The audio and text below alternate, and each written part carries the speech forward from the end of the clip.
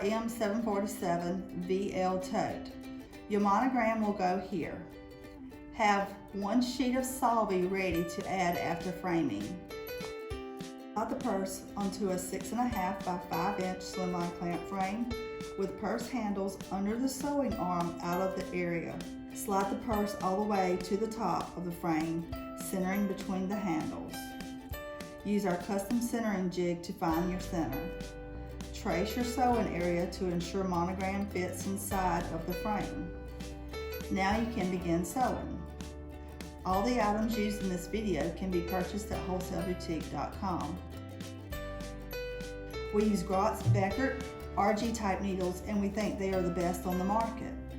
These needles reduce our thread breaks by 49% and allow us to go from sewing knit scarves to a canvas bag to a leather purse and without even changing our needles. Our custom centering jigs can be purchased individually as well as a set of 4.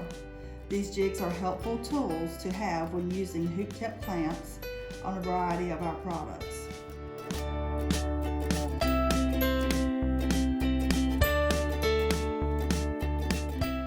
Our water-soluble topping is designed to enhance embroidery on the top side of fabrics.